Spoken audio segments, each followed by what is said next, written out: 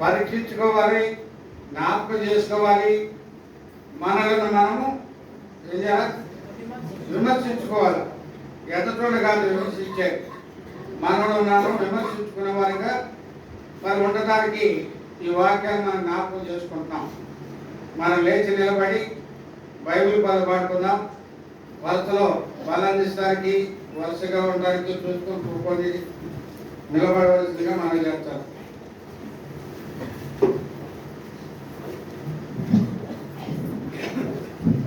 అందరికి పూర్తి బైబిల్ ఉన్నాయా?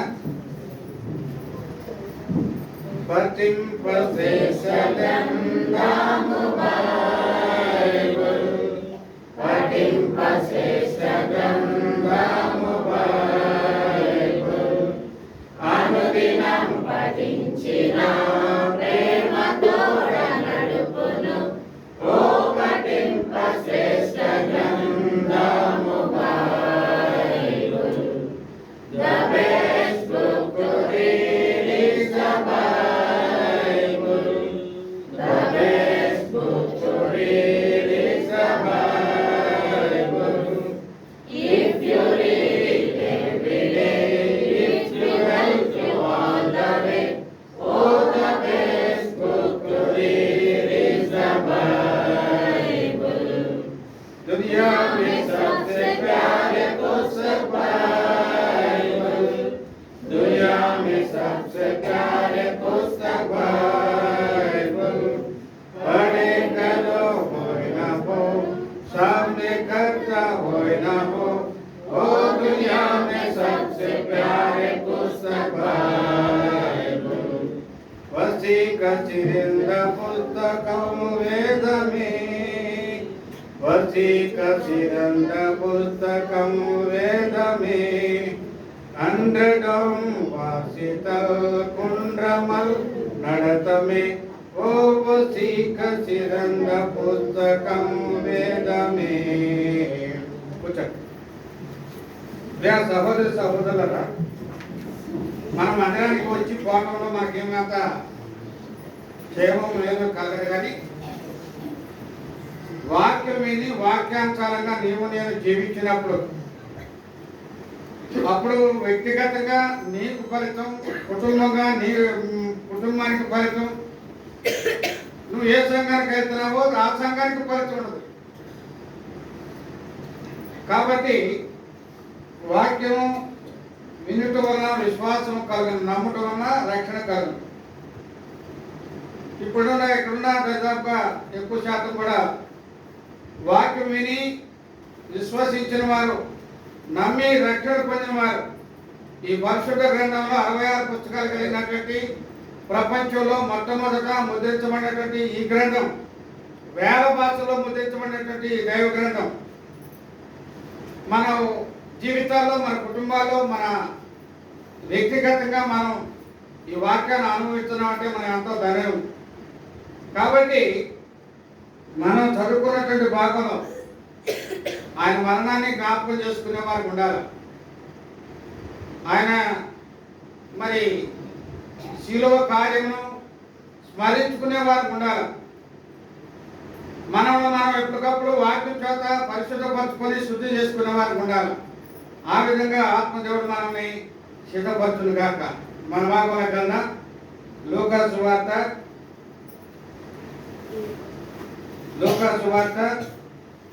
13వ అధ్యాయం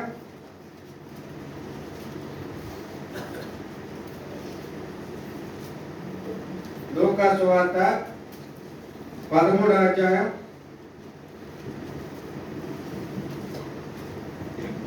6వ వచనాన్ని 7వ వచనాన్ని చదువుతాం. ఒకళ్ళు గట్టిగా చదవండి. మరియు ఆయన వారితో ఈ ఉపమానం చెప్పెను. మరియు ఆయన వారితో ఈ ఉపమానం చెప్పెను. ఒక మనుషుని ద్రాక్ష తోటలో అంజూరపు చెట్టు ఒకటి నాటబడి ఉండెను. అతడు దాని పండ్లు వెదక వచ్చినప్పుడు ఏమీ దొరకలేదు.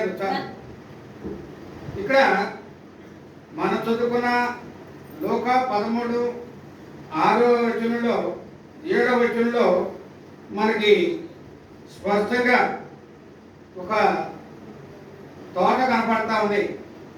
ఏం కనపడుతుంది? మరియు ఆయన వారితో ఈ ఉపమానం చెప్పి,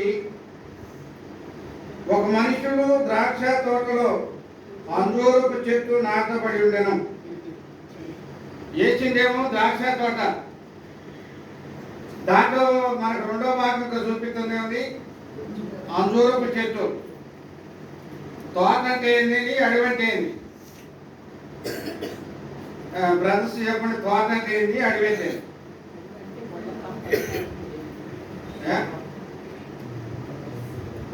నేనేమో మార్కెట్ మార్కెట్ చెప్పండి.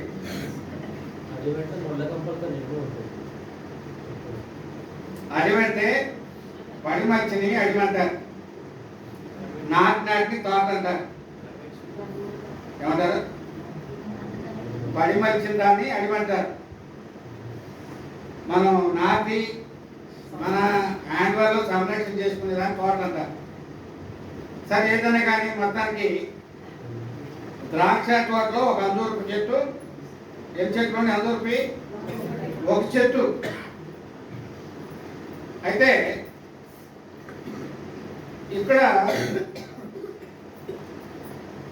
ఈ ఉపమానము ద్రాక్ష తోటలో అంజూరపు చెట్టు కోసం ఎవరు వచ్చారు? ఇప్పుడు చదివారు ఆయన బాగానే. యజమానుడు. యజమానుడు అంటే ఎవరు? మనకి ఇక్కడ బైబిల్ పరిభాషలో దేవుడు. లోకం అనేటువంటి ఈ తోటలో, లేకపోతే లోకం అనేటువంటి ఈ అడవిలో ఆయన కాపు కాస్తా ఉన్నాడు. ఏ సమయానికి ఆ సమయం, వర్షాకాలంలో వర్షం ఇచ్చేవాడికి ఉంటాడు, మంచు కాలంలో మంచు కురిపించేవాడికి ఉంటాడు, వేసవి కాలంలో వెచ్చదనం ఇచ్చేవాడికి ఉంటాడు.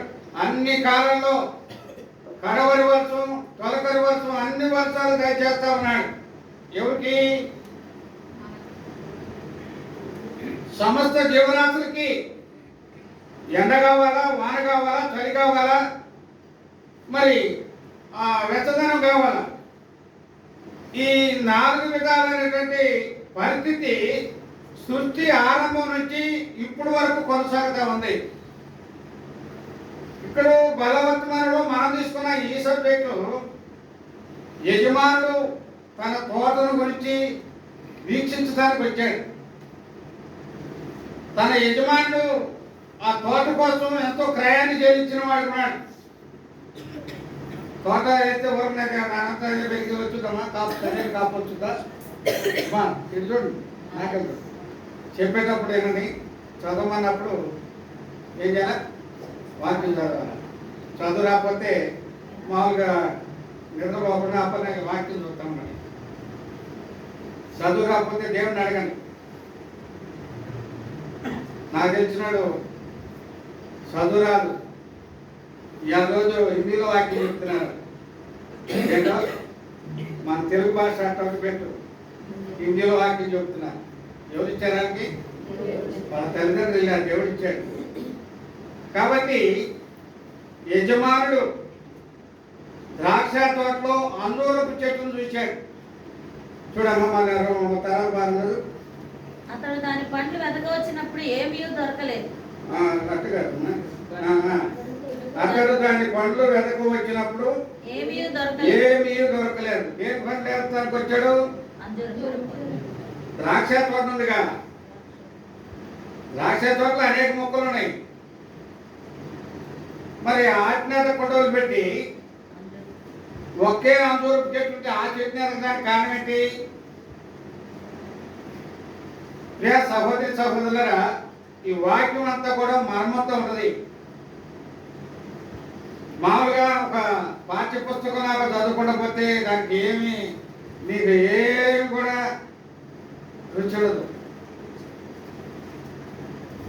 ఈ అంజూరపు చెట్టుని ఆయన ఏం వెతకడానికి వచ్చాడు? పండ్లు వెతకడానికి వచ్చాడు.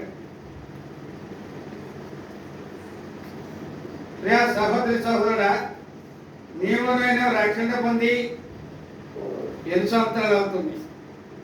ఎన్ని సంవత్సరాలు నీ దగ్గర ఫలాలు ఎదగడానికి నీకు అయిన సృష్టికర్త నీ దేవుడు ఎన్నిసార్లు నిన్ను ఎన్ని సంవత్సరాలు పరీక్షించుకుంటా వచ్చాడు.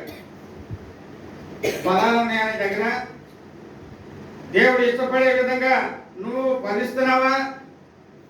ఆదికాండంలో 1వ అధ్యాయం 26 అవ్వని ఆదాని అన్నాడు, మీరు ఫలించి అభివృద్ధి చెంది మీకు మీరు ఉపయోగపడి ఇతరులకు ఉపయోగపడే విధంగా జీవించండి. మనం తినాలి కాదు లెక్క, ఇతరులు కూడా ఉపయోగపడే వారికి ఉండాలి. మనం చేతనైన సహాయము ఇతరులకు కూడా చేయాలి. అప్పుడే ఆ పని అనేది దేవుడు మనలో చూడగలుగుతాడు. అయితే కిందకు వచ్చిన తర్వాత చూడండి 7వ వచనం, కనుక అతడు ఇదిగో 3 ఏండ్ల నుండి నేను ఈ అంజూరపు చెట్టున పండ్లు వెదకవచ్చుచున్నాను గాని ఏమీయూ దొరకలేదు. దీనిని నరికివేయము. దీని వలన ఈ భూమియు ఎలా వ్యర్థమైపోవాలని ద్రాక్ష తోట మారితో చెప్పాను. ఎన్ని సంవత్సరాల చేత ఏ యజమానైనా లేకపోతే ఏ కాపరైనా లేకపోతే ఏ ఆశ్రమైనా మరి తోట వేసినప్పుడు అది 30దంతలుగా 60దంతలుగా 100దంతలుగా ఫలించే స్థితిలో ఉంటే ఆ తోటకి రావడంతో లేక శేనికి రావడంతో లేక పొలానికి రావడంతో ఆనందపడతాడా దుఃఖపడతాడా? ఇక్కడ అంజూరు చెట్టు నుంచి యజమానుడు ఏమైనా సంతోషంగా ఉన్నాడా? టార్గెట్ పెట్టాడు. ఏం పెట్టాడు? 3 సంవత్సరాల నుంచి నేను ఈ అంజూరు పుట్టిన కాయలు ఏమైనా ఉంటాయో ఫలాలు ఏమైనా ఉంటాయో అభివృద్ధి చెందిందో లేదో నాకు ప్రజలకు ఉపయోగపడే విధంగా ఉందో లేదో అని చెప్పి యజమానుడు ఎక్కినప్పుడు దాని ఎందు ఏమి కూడా అప్పుడు తోటమాలితో అంటున్నాడు. ఏమంటున్నాడు? 3 ఏళ్ల నుంచి నేను ఫలాలు ఎదగడానికి అంజూరపు చెట్లని కనపడుతూ వస్తున్నాను, ఫలింపలేదు కాబట్టి దీనివల్ల ఈ నేల ఎలాగా వ్యర్థమైపోవాలి, దాని స్థానంలో ఇంకో మొక్క నాటితే ఫలిపోతుంది అని చేయమని చెప్పి ఎవరు చెప్పారు?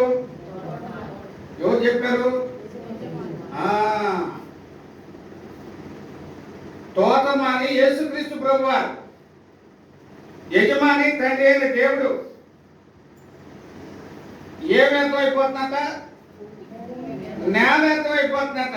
దానికైతే ఎరువులు కానీ మరి సస్యరక్షణ కోసం వేసే పురుగు మందులు కానీ లేకపోతే కట్టేటువంటి నీళ్ళు కానీ ఏదైనా కానీ దానికి అందించిన దాని వల్ల ఏ ప్రయోజనం లేకపోవడం కారణాన ఆ యజమాని అంటున్నాడు నేల కూడా వ్యర్థమైపోతుంది. దానికోసం చాకరీ చేసేది ఒక లెక్క, దానిని కాపు కాల్చేది ఒక లెక్క. ఆ తోటమాలికి ఆ అంజూరు చెట్టుని కూడా కాపులున్నందుకు, బాగు చేసినందుకు, నీళ్లు కట్టినందుకు, ఎరువు వేసినందుకు, ఇవన్నీ చేసినందుకు ఆ తోటమాలికి యజమానుడు ఏమిస్తాడు?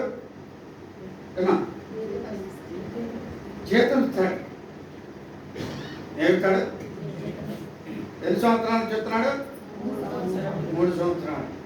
అంటే ద్రాక్ష తోటను పట్టించుకోవట్లా. ద్రాక్ష తోట ఫలింపుగానే ఉంది. ఒక తండ్రికి 4 కుమారులు అయినప్పుడు మంచిగా తండ్రి మాట తల్లి మాట విని వారు చెప్పిన మాట ప్రకారం నడుచుకునేటువంటి కుమారుని, కుమారుల వల్ల తల్లిదండ్రులకి ఏ బాధ లేదు. ఒకడు ఉంటాడు 4లో ఒకడు, వాడి గురించి తల్లిదండ్రుల బాధ. అతనే ఈ ద్రాక్ష తోటలో అంజూరపు చెట్టు ఫలించకపోవడం కారణాన యజమానుడు దాన్ని బట్టి గ్రహింపు కలిగి ఉన్నాడు.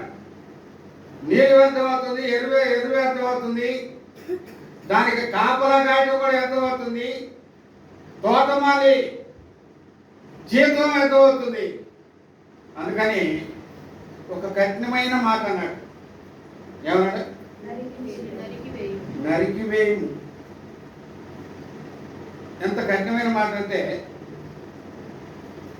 సహోదరి సహోదరులారా, నిన్ను నన్ను నూతన సంవత్సరంలో ప్రవేశించబోయే చేశాడంటే ఈ అంజూరపు చెట్లాగా నిన్ను నన్ను కఠినమైన మాట ప్రభు అయిన దేవుడు, సర్వాధికారైన దేవుడు నీ దృష్టిలో నా దృష్టిలో అనేక సార్లు యేసు క్రీస్తు ప్రభు తోటమాలిని అడిగిన సందర్భాలు ఎన్నో ఉంటాయి.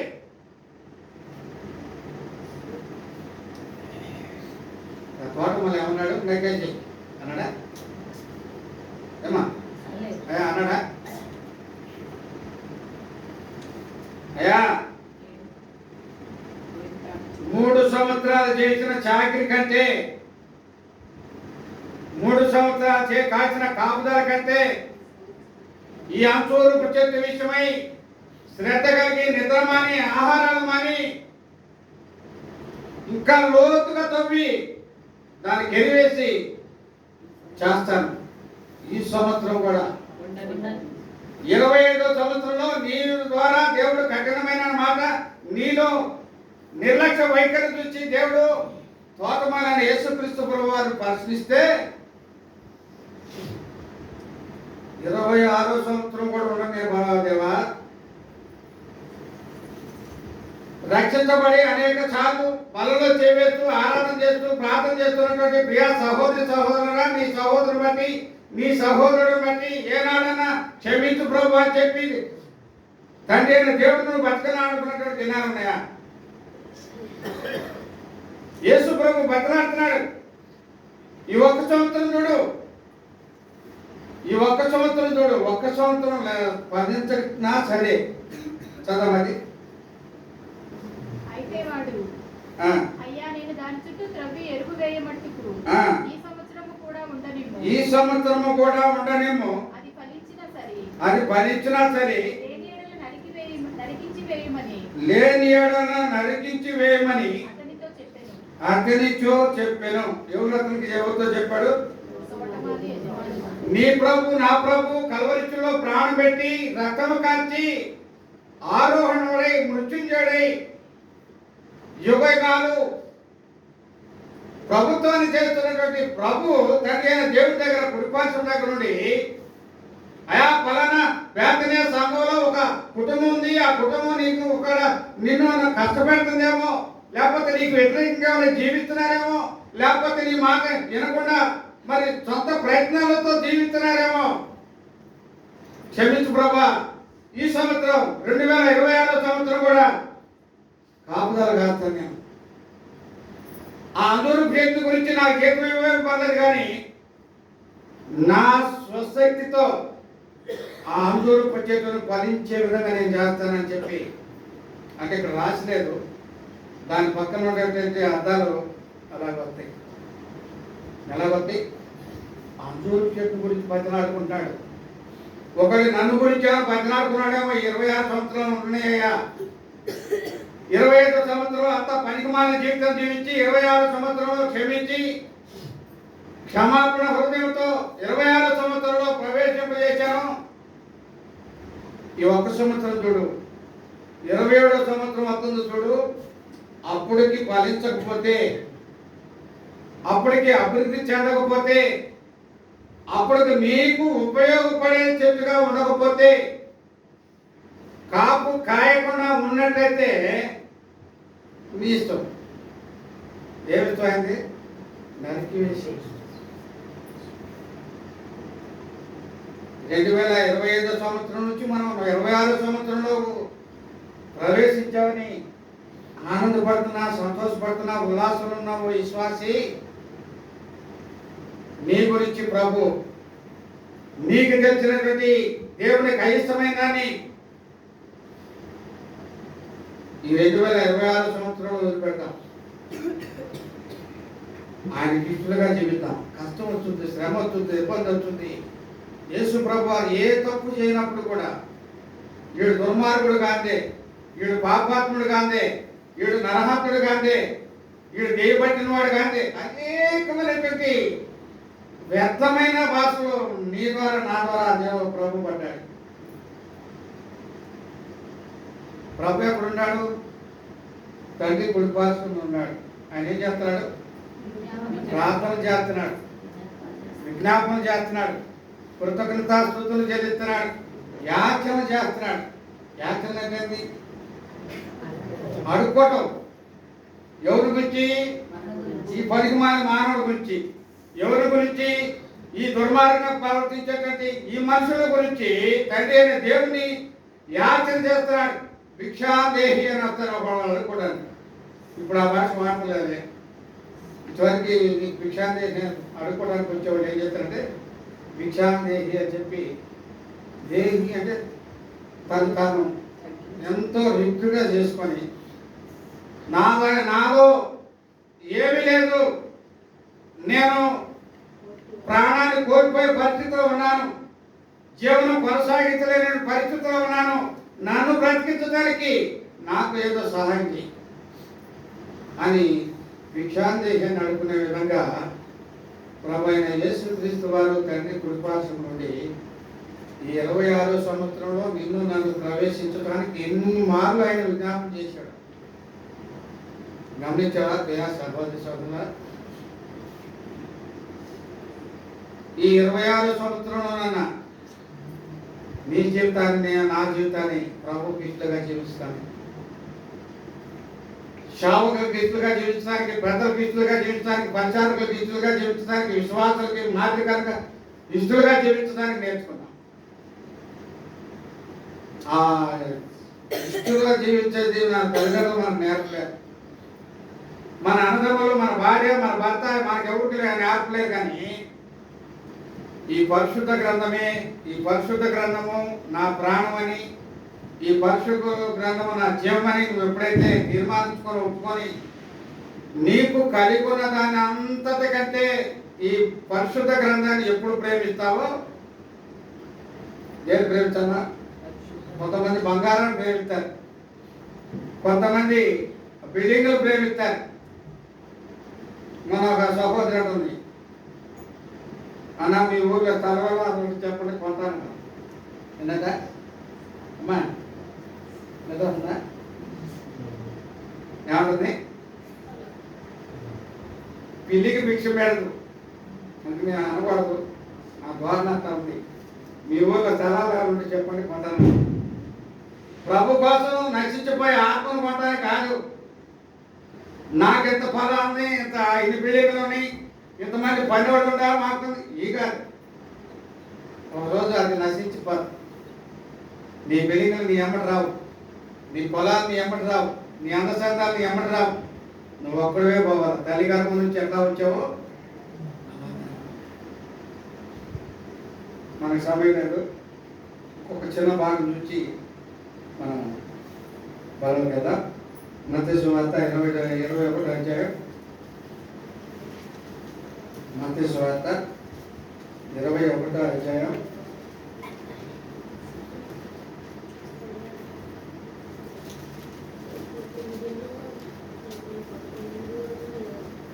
21:19 చదవండి.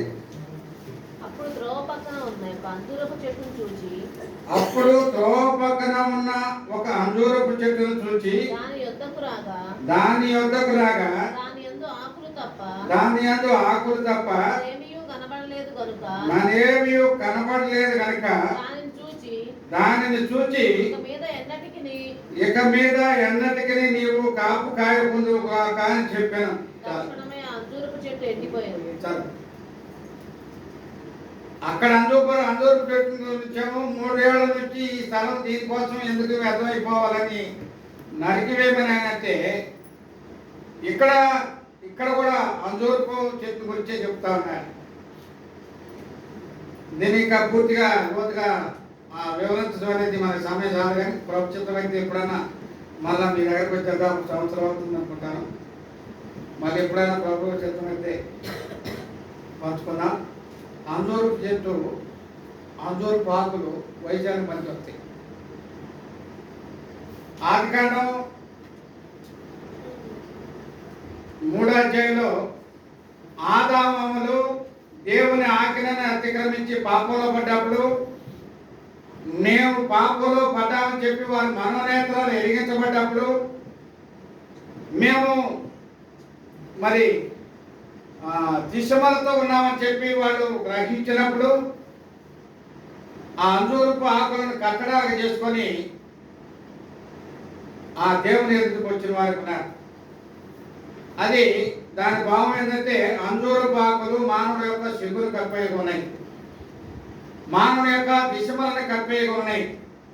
రెండవది అంజూరపు ఆకులు లేకపోతే అంజూరపు ముద్ద స్వస్థపరిచేదిగా ఉంది.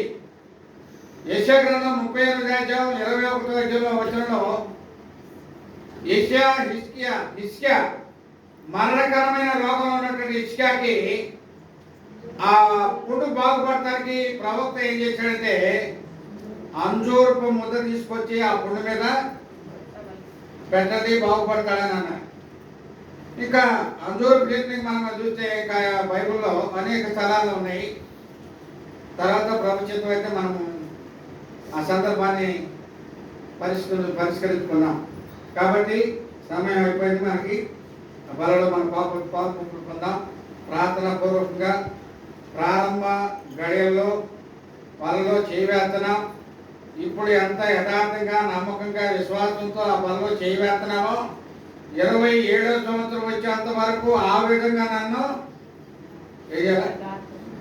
అమ్మ అర్థమవుతుందా వాక్యం? ఇప్పుడు ఎంత విశ్వాసంతో బలలో చేస్తున్నానో 27వ సంవత్సరం వచ్చేంత వరకు నన్ను కాచి ప్రభు అని చెప్పి నీ దాసుడుగా నీ దాసురాలుగా నేను ఉంటాను, నన్ను క్షమించు ప్రభు అని చెప్పి, నా కొరకు కలవరిలో ప్రాణం పెట్టామని చెప్పి, నా కొరకు కలవరిలో రక్తము కాచామని, ఆ రక్తం ద్వారా నా ప్రతి పాపమును కడిగిపోవడానికి సాదృశ్యమున్న ఈ రొట్టె ద్రాక్షరసంలో పాల్పంపులు దయచేయ ప్రభు అని చెప్పి ప్రభుత్వం వేడుకొని ఆ బలలో పాల్పంపుకుంటున్నాం. ప్రార్థన చేద్దాం.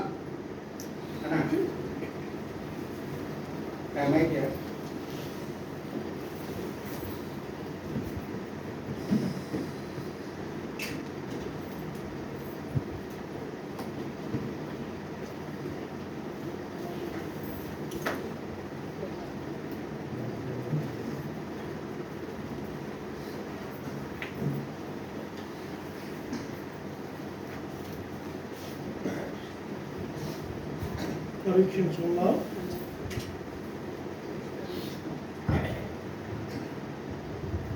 వాక్యాన్ని ఆధారం చేసుకుని పరీక్షించుకున్నాం. మన జీవితం ఎలా ఉంది? 2025వ సంవత్సరంలో దేవుని కొరకు ఫలించామా, ఫలించలేదు? ఒకవేళ ఫలించకపోతే యేసుక్రీస్తు వారు దేవుని బ్రతిమాలుతున్నారు. ఈ ఒక్క సంవత్సరం ఉండనే ఉంది. కాబట్టి జ్ఞాపకం చేసుకొని వాక్యం మన దేవుడు మనతో మాట్లాడి కనుక ఒకవేళ ఫలించలేకపోతే దేవుడు అడగండి, ప్రభా ఈ 2026లోనైనా నేను మీకు ఫలించేవాళ్ళగా ఉండని ప్రభా జ్ఞాపకం చేసుకోమని దేవుని అడగండి.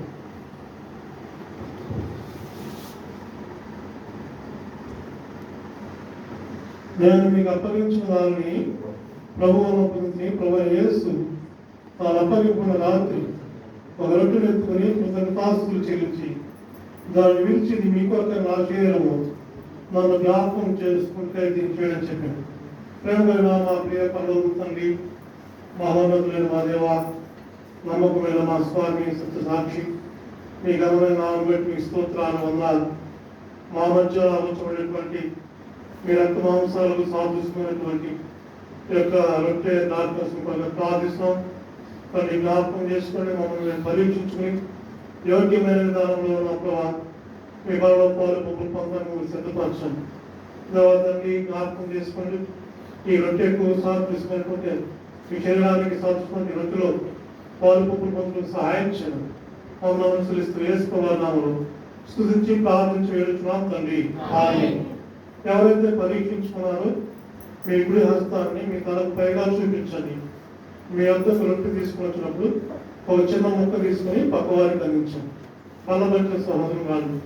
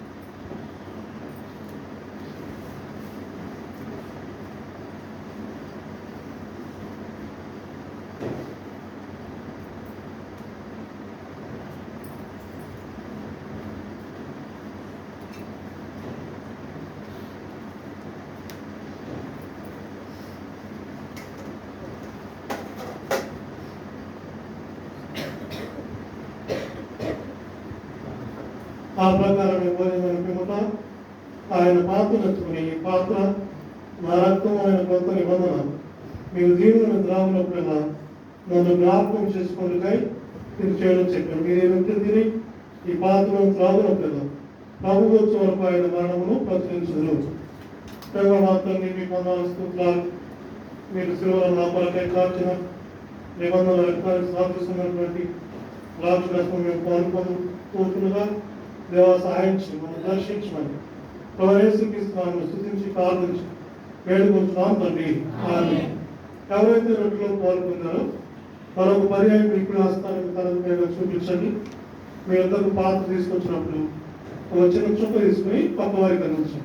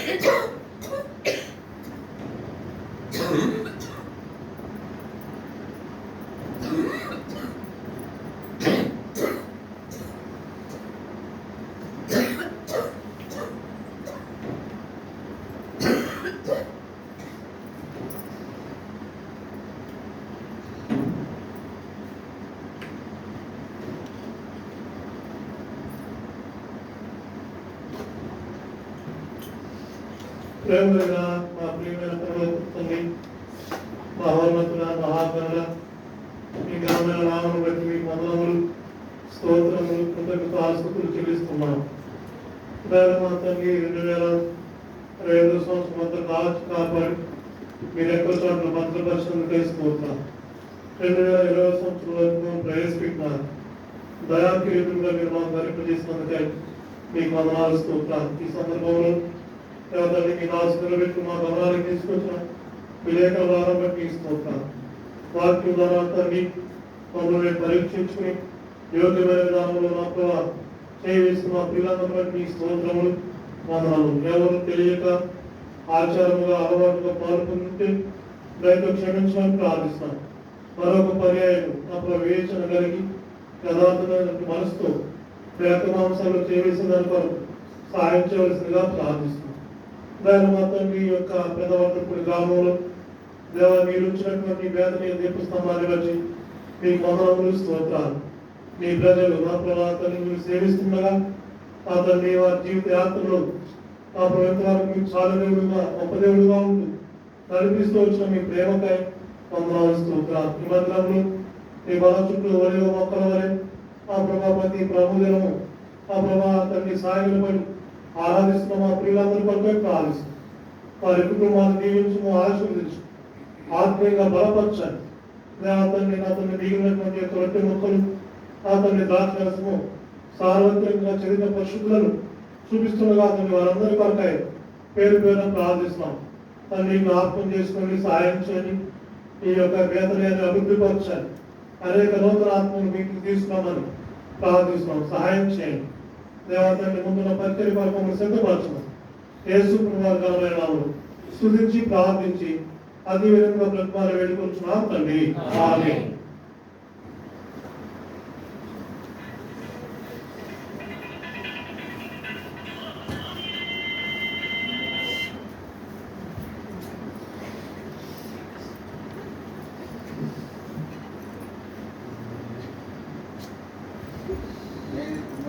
బయట మా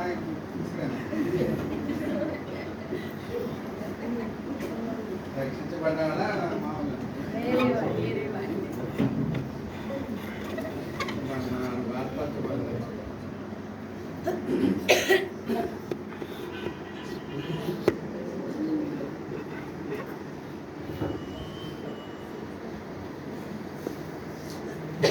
ఇప్పుడు మనం 4వ భాగంలో ప్రవేశించాం. ఇది వ్యక్తిగత వాగ్దానం. సంఘవాగ్దానం తర్వాత ఇప్పుడు మనకు కావాల్సింది వ్యక్తిగత వాగ్దానం.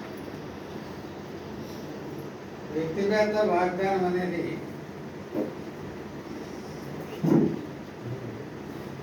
ఒక్కొక్కళ్ళు ఏం చేస్తారంటే వరుసలు వచ్చి తీసుకుంటారు. రూపాయి వేస్తారు, ఎంత వేస్తారు మన ప్రశ్న ఇవ్వడు.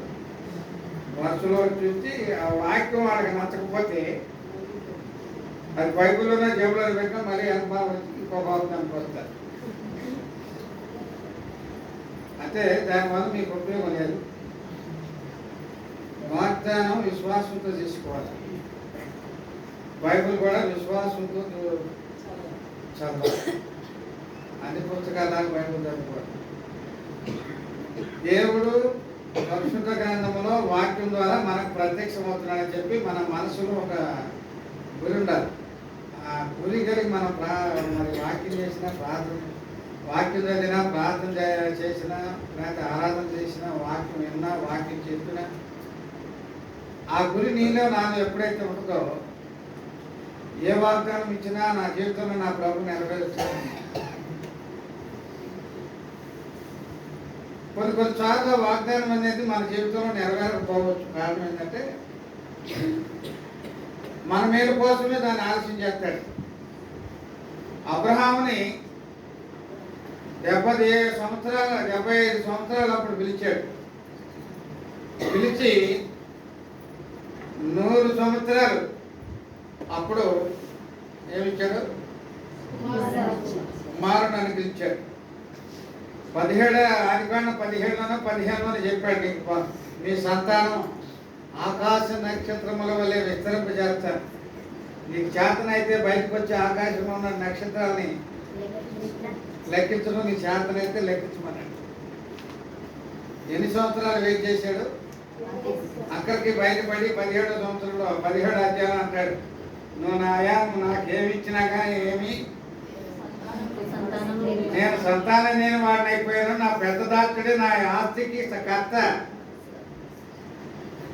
కొన్నిసార్లు మనం తీసుకున్న వాగ్దానం మన జీవితంలో, వ్యక్తిగతంగా, మన కుటుంబంలో నెరవేరలేదని నిరుత్సాహపడతాం. అయితే నేను రాకడ కొరకు ఎలా కనపెడతామో ఆ వాగ్దానం, తీసుకున్న వాగ్దానం మన జీవితంలో నెరవేరేదాకా మనం ఓపిక కలిగి ఉండాలి.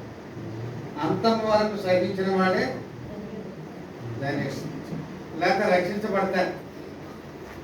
ఆ గురిగలికి మనం వాగ్దానం తీసుకోవాలి. ఇక్కడ ఫిబ్రవరి పెద్దలు మరి ప్రార్థనా పూర్వకంగా ఇక్కడ 3 వాక్యాలు ఇచ్చాడు మనకి. మొదటిది అక్కయ్య గ్రంథం 2వ అధ్యాయం 9వ వచనంలో, ఈ స్థలం నందు నేను సమాధానము నిలుపును అనుగ్రహించడం. ఈ వాక్యము హగ్గై గ్రంథం 2వ అధ్యాయం 9వ వచనంలో ఇవ్వబడింది. 2వ వాక్యం ఏంటంటే కీర్తనను 122 7వ వచనంలో ఉంది. ఏమనుంది? నీ ప్రాకారములలో నెమ్మది సమాధానము కలుగును గాక. ఏమంది? నీ ప్రాకారములలో సమాధానము లేకపోతే నెమ్మది కలుగును గాక. ఇది 2వ వాగ్దానం. 3వ వాగ్దానం 2వ దశలోనిక పత్రిక 3వ అధ్యాయం 16వ వచనం. ఏమో 16 అనేది 16వ వచనంలో ఏముందంటే సమాధానకర్తయగు ప్రభు తానే ఎల్లప్పుడూ మీకు సమాధానము అనుగ్రహించును గాక. ఈ 3 వాగ్దానం మీద దాదాపుగా మంచి వాక్య అనుభవం కలిగిన వారు సంవత్సరం అంతా కూడా ధ్యానం చేస్తూ ఉంటారు. ఆ సందర్భాలను బట్టి ఆ సంఘానికి వెళ్ళినప్పుడు ధ్యానం చేస్తూ ఉంటారు. అయితే ఈ వాక్య అనుభూతి అనేది లేని వాళ్ళ కింద తీసుకోవచ్చు. వాక్య అనుభూతి కలిగిన వాళ్ళకి ఏంటంటే దానిలో ఉన్నటువంటి దాగి ఉన్నటువంటి మర్మాన్ని బయలుపరిచే కొద్దీ ఇంకా చెప్తే బాగుండని ఇష్టపూర్వకంగా చేశారు. అబ్రహాం జీవితంలో నెరవేర్చిన దేవుడు నా జీవితంలో, నా కుటుంబంలో, నా సంఘంలో ఎందుకు నెరవేర్చడని ఒక విశ్వాసంతో జీవించాలి. విశ్వాసం. ఇప్పుడు మనం మొదటి వాక్యాన్ని మనం ధ్యానం చేద్దాం. ప్రభు సమయం ఇస్తే 2వ వాక్యాన్ని కూడా ధ్యానం చేయడానికి ప్రయత్నం చేద్దాం. హగ్గై గ్రంథం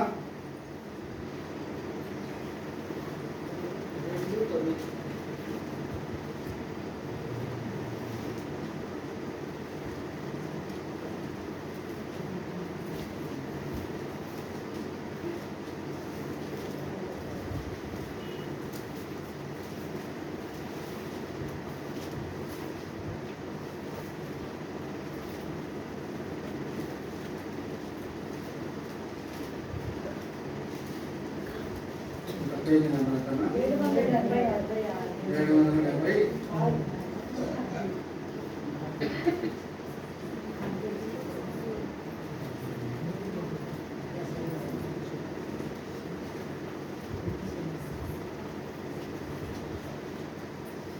హగ్గై గ్రంథం 2వ అధ్యాయం 9వ వచనం. ఈ కడవరి మందిరం యొక్క మహిమ మునుపటి మందిరం యొక్క మహిమను మించునది సైన్యములకు అధిపతియగు యెహోవా సెలవిచ్చుచున్నాడు. ఈ స్థలములో వాక్యం పురుషాకు కాడ ఆ వాక్యం ఎండై కామకాడ ఏం జరుగుతుందంటే ఇంకా కొనసాగించబడతా ఉంది. మనం చదివేటప్పుడు దాని స్పష్టమైన విధానం చదవకపోతే కొంచెం కన్ఫ్యూజ్ అవుతాం. కాబట్టి మరి ఈ కడవరి మందిరం యొక్క మహిమ మునుపటి మందిరం యొక్క మహిమను మించునని సైన్యములకు అధిపతియగు యెహోవా సెలవిచ్చుచున్నాడు. ఈ స్థలమందు నేను సమాధానము నిలుపను అనుగ్రహించెదను. ఇదే సైన్యములకు అధిపతియగు యెహోవా వాక్కు. ఇక్కడ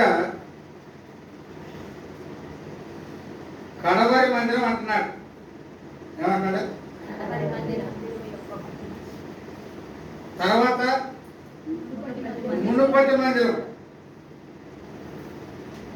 కడవరి మందిరం ఏంటి? మునుపటి మందిరం ఏంటి? ఇక్కడ కొంచెం దీర్ఘంగా మనం ఆలోచన చేసినట్లయితే ఈ హగ్గై గ్రంథంలో అనేకమైనటువంటి శ్రమలు ఇశ్రాయేలు ప్రజలకి తటస్థించిన కారణాన హగ్గయ ప్రవక్త ఆత్మతో నింపబడిన వాడైతే దేవుని ఆజ్ఞకు లోబడి, దేవుని చిత్తానికి లోబడి, దేవుని ఇష్టాన్ని నెరవేర్చడానికి ఆ దినాల్లో కొదువ కొరతలతో సమాధానం లేకుండా అసమాధానంతో ఉన్నటువంటి ఇశ్రాయేలు ప్రజలకి ప్రభు ఒక దేవుడు హబక్కుకు ప్రత్యక్షమై ఈ మాట చెప్పమంటున్నాడు. ఏమాట 9వ వచనంలో ఏమాట చెప్పమంటాడు?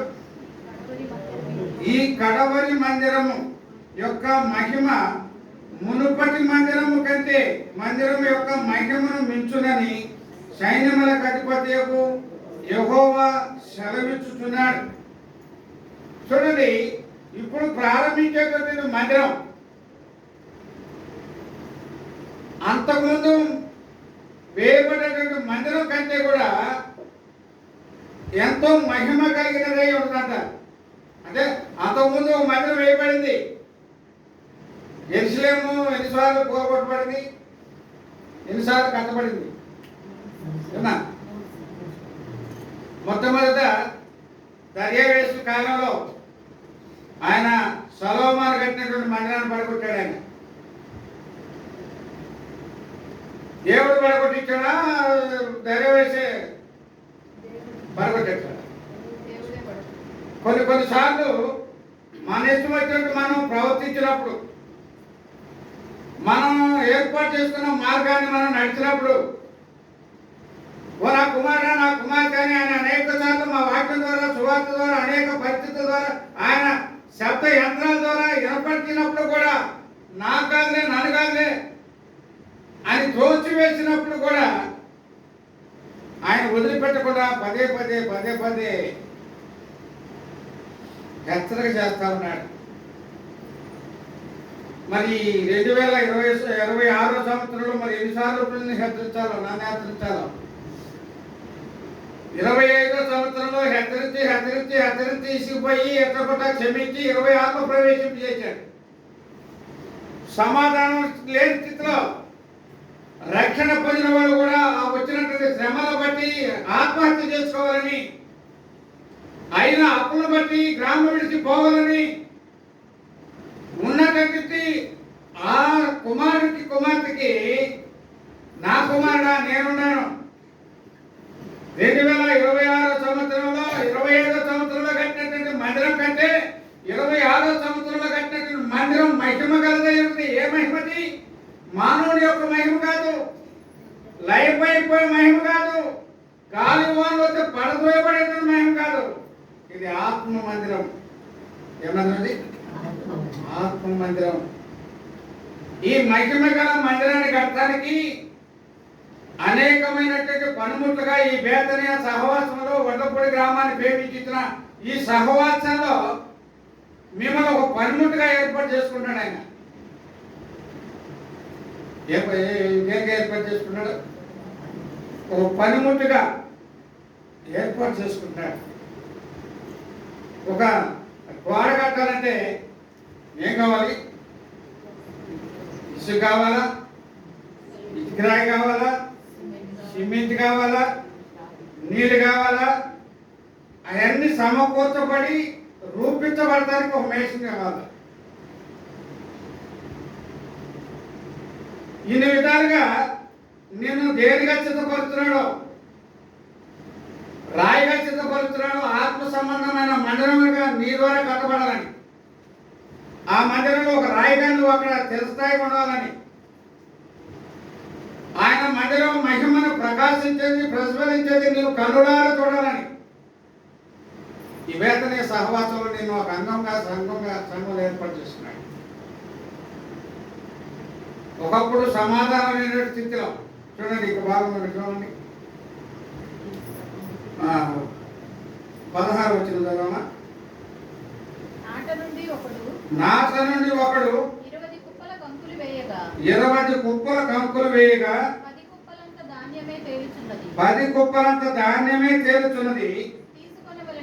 తీసుకొనవలెనని 50 కొలల తొట్టి యొద్దకు ఒకడు రాగా 50 కొలల తొట్టి యొద్దకు ఒకడు రాగా 20 కొలలు మాత్రమే దొరుకును. 20 కొలలు మాత్రమే దొరుకును, తెగులుతోను తెగులుతోను, కాటుకతోను, వడగండ్లతోను వడగండ్లతోను మీ కష్టార్జితమంతటిని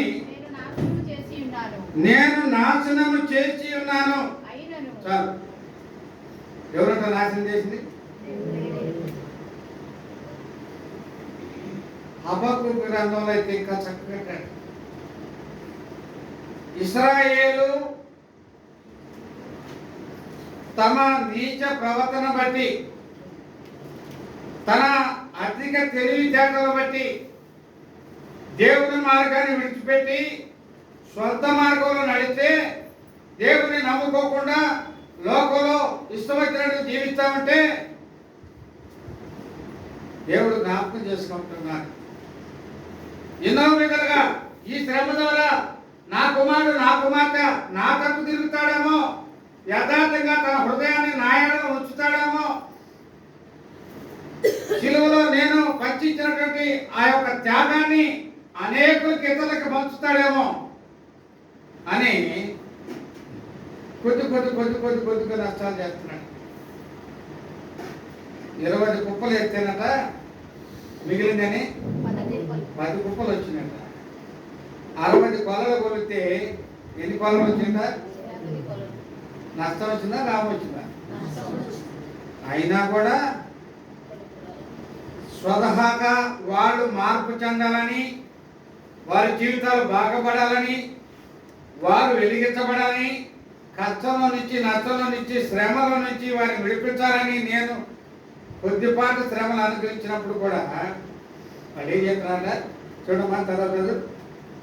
అయినను మీలో ఒకడును తిరిగి నా యొద్దకు రాలేదు. ఇదే యెహోవా వాక్కు. ఆయన వద్దకు రావాలని చెప్పి నీకు నాకు శోధన అనిపిస్తాడు, శ్రమను పెడతాడు, కష్టం పెడతాడు. భార్య ద్వారా నీకు కష్టం తీసుకొస్తాడు, భర్త ద్వారా నీకు కష్టం తీసుకొస్తాడు, బిడ్డల ద్వారా నీ కడుపును కడుపుకున్నటువంటి బిడ్డల ద్వారా నీకు శ్రమ తీసుకొస్తాడు,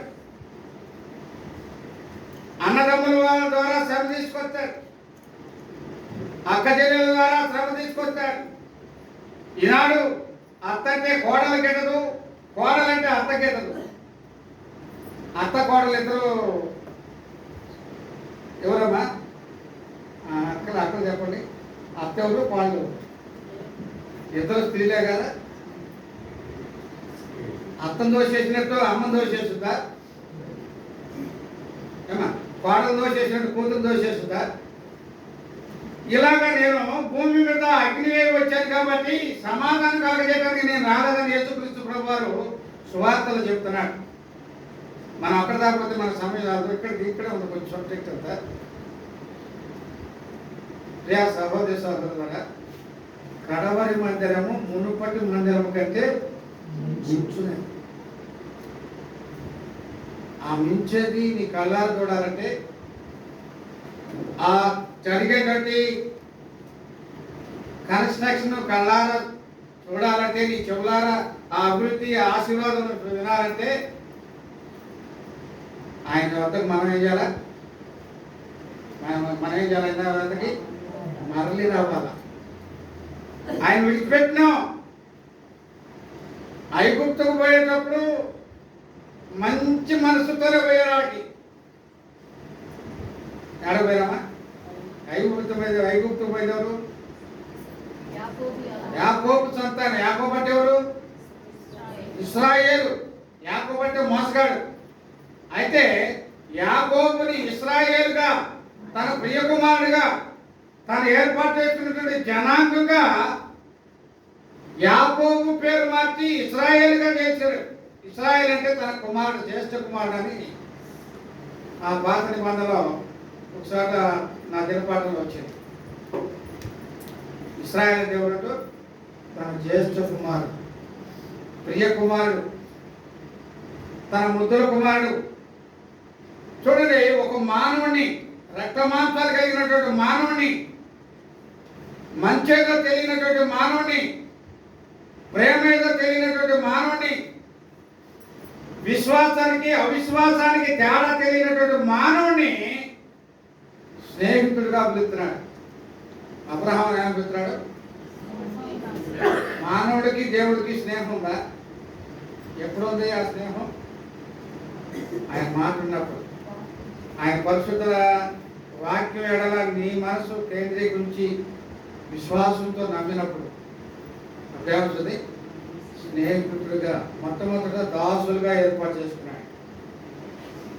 వాళ్ళలో విశ్వాసం పెరిగే కొద్దీ వాళ్ళని స్నేహితులుగా చేసుకున్నాడు.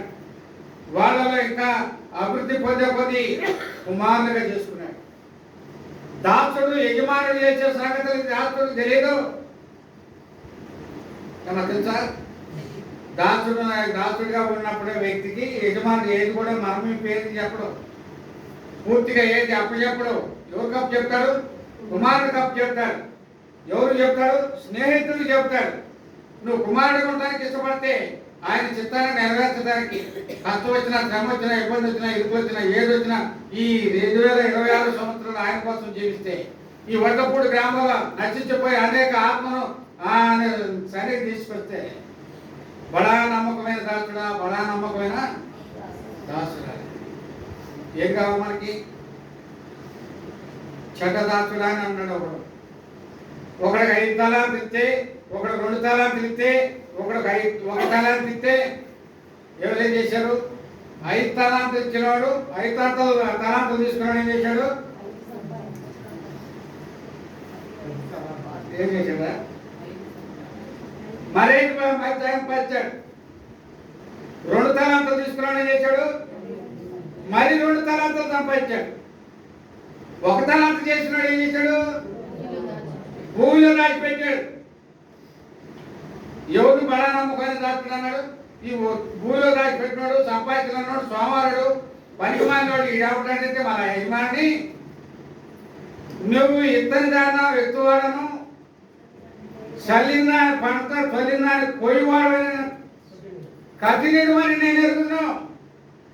అమ్మా ప్రియ సహోదరి సహోదర, నీకోసం 2026 సంవత్సరాల క్రితం కలవరిశిలో ప్రాణం పెట్టి రక్తం కార్చినటువంటి ఆ ప్రభుని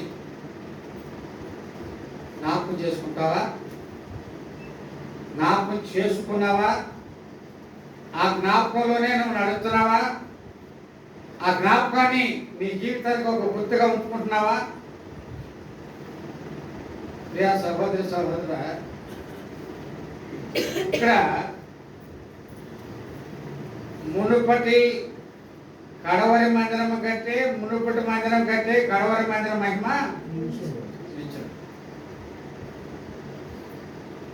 యెరూషలేములో మరి దేవాలయం కట్టబోతా ఉన్నారు. వాస్తవేనది. 2 సార్లు కట్టబడింది. 2 సార్లు యెరూషలేము మందిరం పడగొట్టబడింది. ఒక మానవుడు యొక్క అవిధేయత వల్ల ప్రపంచంలోకి పేరు ప్రఖ్యాతులు గాంచినటువంటి సొలొమోను రాజు టైంలో కట్టినటువంటి ఆ యెరూషలేము మందిరాన్ని పడగొట్టడానికి కారణం ఏంటంటే మనమే. ఆనాడు ఉన్నటువంటి యూదులు, ఇశ్రాయేలు. ఏమంటున్నాడు ఇక్కడ? వాళ్ళు పొదువ కొరతలు నేనే తీసుకొచ్చాను.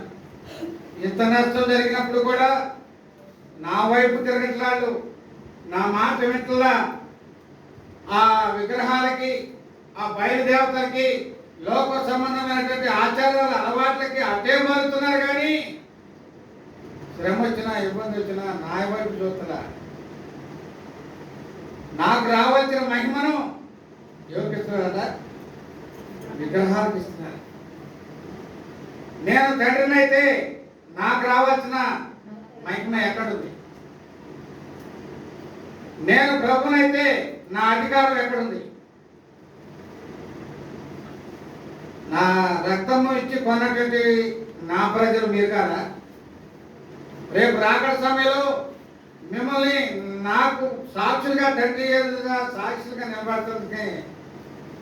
అందుకోసం కదా తండ్రి దగ్గర ప్రార్థన విజ్ఞాపనం విన్నపాలు చేస్తుంది. సహోదరి సహోదరు ద్వారా ఇన్ని విధాలుగా మనం 25వ సంవత్సరంలో శోధించబడ్డప్పుడు కూడా మనసు మారకుండా కఠినంగా ఉన్నాం అనుకోండి, దానికి చాలా నష్టపోవాల్సి వస్తుంది. చివరిగా ఒక భాగం చూసుకుందాం. లూకాసు వార్త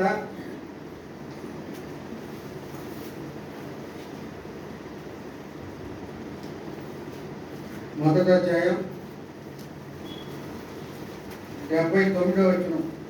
ప్రవచనం చదవనప్పుడు మరియు యువ శిశువ నీవు సర్వోన్నతుని ప్రవక్త అనబడుదువు. నువ్వు సర్వోన్నతుని ప్రవక్త అనబడుదువు. మన దేవుని మహావాత్సల్యమును బట్టి వారి పాపములను క్షమించుట వలన తన ప్రజలకు రక్షణ జ్ఞానము ఆయన అనుగ్రహించునట్లు ఆయన మార్గములను సిద్ధపరచుటకై నీవు ప్రభువునకు ముందుగా నడుతువు. మన పాదములను సమాధాన మార్గములోనికి నడిపించినట్లు చీకటిలోను మరణ ఛాయలోను కూర్చున్న వారికి వెలిగించుటకై ఆ మహావాత్సల్యమును బట్టి పైనుండి ఆయన మనకు అరుణోదయమును అనుగ్రహించెను. శిశువు ఎదిగి ఆత్మయందు బలము పొంది ఇశ్రాయేలునకు ప్రత్యక్షమగు దినము వరకు అరణ్యములో ఉండెను. ఎవరి గురించి చెప్పండి? ఇది యోహాను గురించి చెప్పండి. అదే మనకి మనల గురించి కూడా చెప్పబడాలంటే నేను నివసించే గ్రామంలోనూ లేకపోతే మీరు నివసించే గ్రామంలోనూ ఆయనకు దూతలుగా మనం ఉండాలి. యోహాను 6 నెలలు యేసుక్రీస్తు కోసే శారీరకంగా పెద్దవాడు అయినప్పుడు కూడా ఆయన మార్పు సరళం చేయడానికి ముందుగా పంపబడినటువంటి ఒక ఆత్మ ఆయన యోహాను. ఎలా చంపబడ్డాడు? ఏమా ఎందుకు నరికాడు?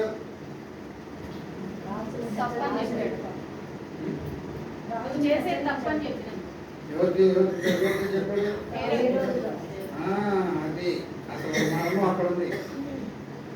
అయితే రాజు తలుచుకుంటే దెబ్బల కరువు అని చెప్పి సామెత ఉంది. అయితే యోహాను రాజునే ఎదిరించాడు. రాజు తప్పు చేస్తే రాజునే ఎదిరించాడు. ఆ తప్పు చేసిన వాళ్ళు ఏకీభవించి సదా ఆహో ఓహో అనుకోరా. ప్రాణ సంకట పరిస్థితి వచ్చినప్పుడు కూడా విశ్వాసి నిలబడాలా. తప్పును తప్పుగానే పరిగణించాలా, మంచిని మంచిగానే పరిగణించాలా. విశ్వాసంలో మంచిగా మనం జీవించాలి. అందువల్ల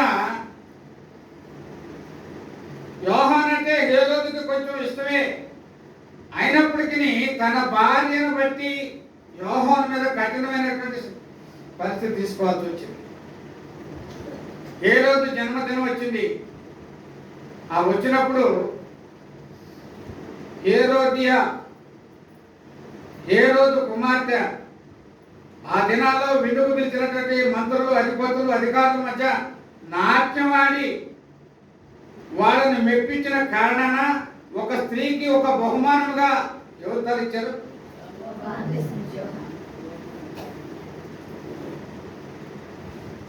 ఒక ప్రాణాన్ని రక్షించడం నేర్చుకోవాలి. మనం ఎవరైనా సరే నశించిపోయే ఆత్మను రక్షించే విధంగా మన జీవితాలు ఉండాలి. మరి ఆ వ్యక్తి మెప్పు కోసం తన కుటుంబంలో ఎవరు ప్రాణం తీశాడా? హేరోదు కుటుంబంలో ఆడెవడో గాలికి వచ్చాడు, ఆడే తిరుగుతాడు, ఆడే పోతాడు, ఆడున్నాడు జైల్లో. నన్ను అనేక సార్లు నా భార్యను బట్టి, నన్ను ముట్టుకున్న దాన్ని బట్టి నన్ను అనేక విధాలుగా ఇబ్బంది పెట్టాడు. వాడిని తీసుకురాను. భార్య కొడుకుంది కూడా వ్యవహరిస్తాయి.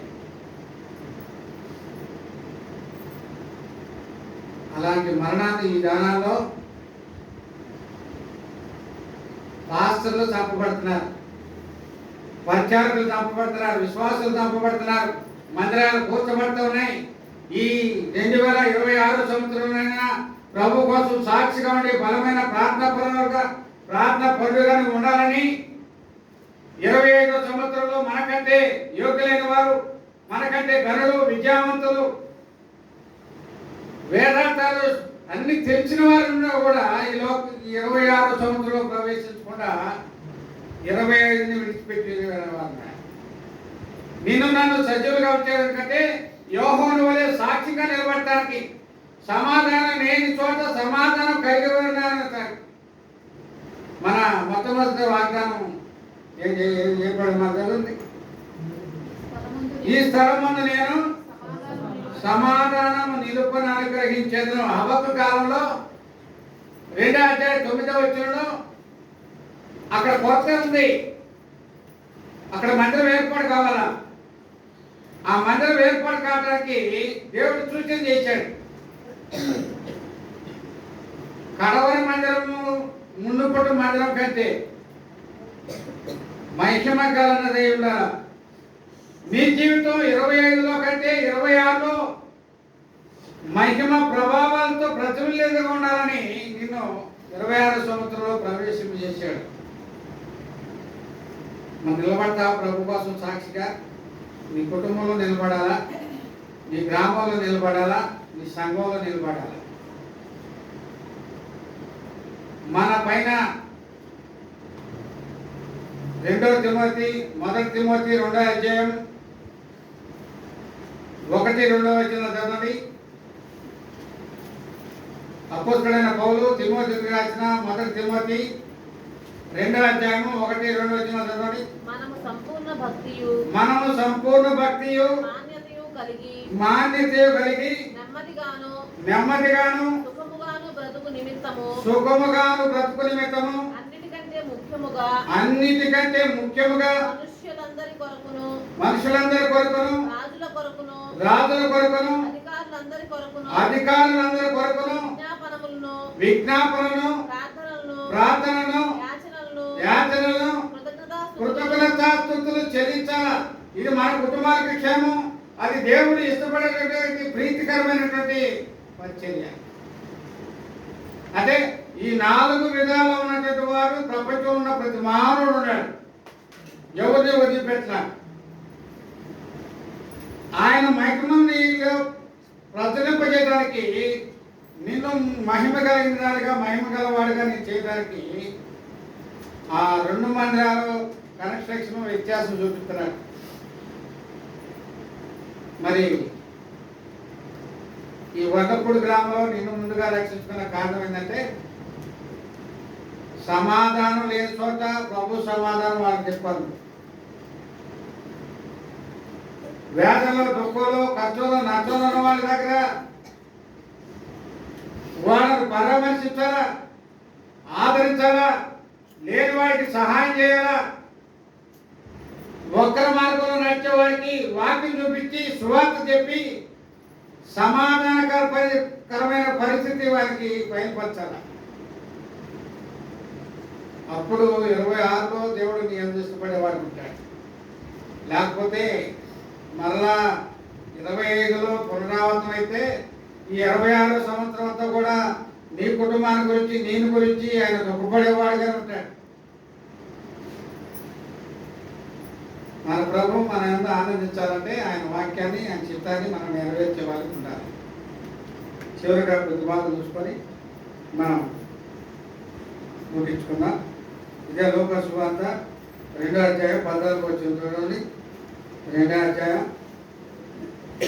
14 వచనం. సర్వోన్నతమైన స్థలములలో దేవునికి మహిమయు ఆయనకి ఇష్టలైన మనుషులకు భూమి మీద సమాధానము కలుగునుగాకని దేవుని స్తోత్రము చేయుచుండిరి. ప్రియులారా, ఒక చిన్న ప్రశ్న. యేసుక్రీస్తు ప్రభువు వారు ఈ భూలోకంలో జన్మించినప్పుడు మొట్టమొదట ఆయన ఆరాధించిన వాళ్ళు ఎవరు? ఇంకా మొట్టమొదట ఏ గబ్రియల్ దూత అయితే శుభవర్తమానం చెప్పడానికి వచ్చాడో ఆ దూతతో కలిసి ఎవరు? భూలోకంలో ఉన్న మనుషులు కాదు, పరలోక సమూహం, దేవదూతల సమూహం వచ్చి ఆ వర్తమానం తీసుకొచ్చినటువంటి దూతతో కూడా కలిసి ఇప్పుడు మనం చదువుకున్న వాక్యాన్ని బయలుపడుతుంది. మనం చదువుదామా?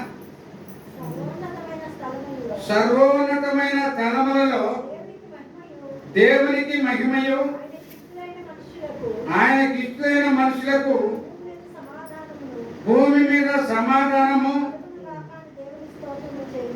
కలుగును గాక అని దేవునికి స్తోత్రం చేస్తున్నాయి.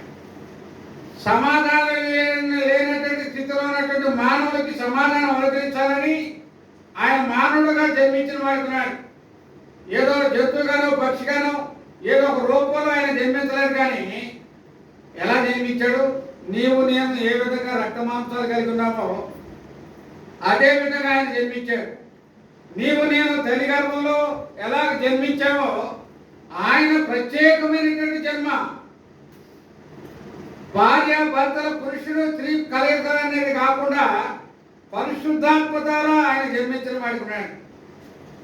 మరి అంటది, అయ్యో నేను పురుషుడిని అడగదాన్ని నేను ఎలాగా మరి గర్భం ధరిస్తాను? నేను ఇది వ్యతిరేకం కదా, నా కుటుంబంలో నేను ప్రధానం చేయబడినటువంటి నా భర్తకి వ్యతిరేకం కదా, ఇది ఎలా జరిగినప్పుడు దూత భయపడకాకు, పరిశుద్ధాత్మ నేను కమ్ముకొను, పుట్టబో శిశువు ఒక కన్యక గర్భాన పరిశుద్ధుడిగా జన్మించిన ప్రభు.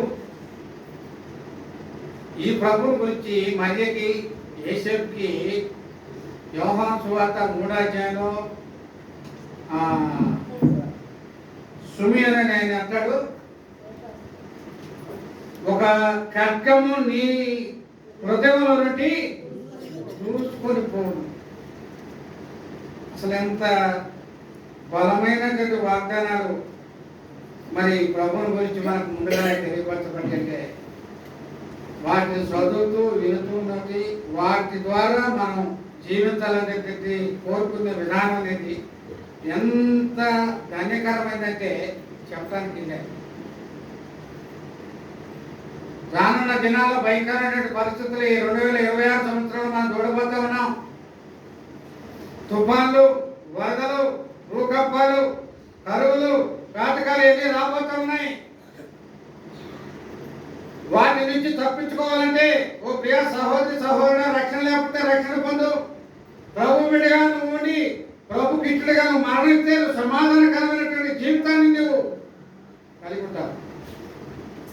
లేకపోతే వేదనే, లేకపోతే దుఃఖమే, కేకల బొక్కులు.